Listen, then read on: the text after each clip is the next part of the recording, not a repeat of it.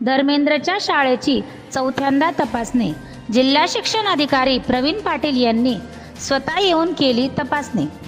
मालेगाव तालुक्यातील टोकडे येथील धर्मेंद्र यांचे आर्थिक योगदानातून बांधलेल्या व त्यांच्या मातोश्रींचे नाव असलेल्या सत्यवती कौर माध्यमिक विद्यालयाची चौथ्यांदा तपासणी करण्यात आली.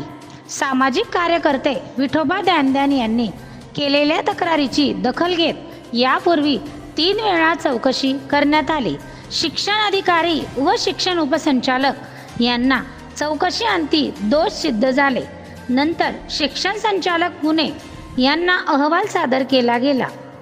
त्यांच्या दालनात 3 वेळा सुनावण्या घेण्यात येऊन शेवटच्या सुनावणीत शिक्षण संचालक पुणे यांच्या आदेशानुसार शाळेच्या प्रशासक नेमण्याबाबत पुन्हा नव्याने तपासणी करून अहवाल सादर करण्याचे आदेश देण्यात आले होते.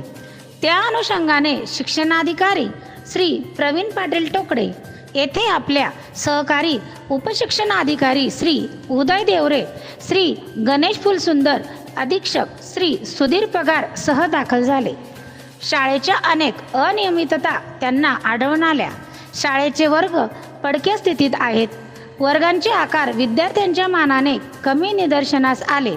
तसेच शौचालय पडक्या स्थितीत व वापरात नसलेले निदर्शनास आले. तसेच इतर प्रशासकीय बाबीतही अनियमितता आढळून आली.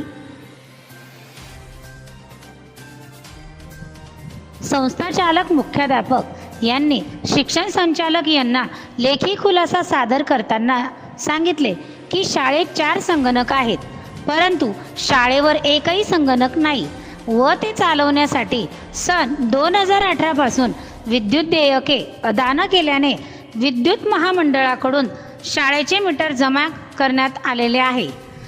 सुमारे 4 ते 5 वर्षापासून शाळेवर लाईटच नाही. शैक्षणिक व भौतिक सुविधांचा पूर्ण अभाव आहे. त्यामुळे विद्यार्थ्यांच्या शिक्षण हक्काचा भंग झालेला आहे. तसेच शौचालय पडक्या स्थितीत, दारे नसलेले बंद अवस्थेत आहे. संस्थेत वाद आहेत.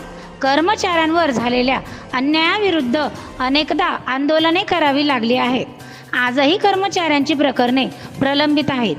बोगस भरती प्रकरणी संस्थाचालक यांच्यावर गुन्हाही दाखल करण्यात आला आहे. तक्रारदार विठोबा द्यानद्यान.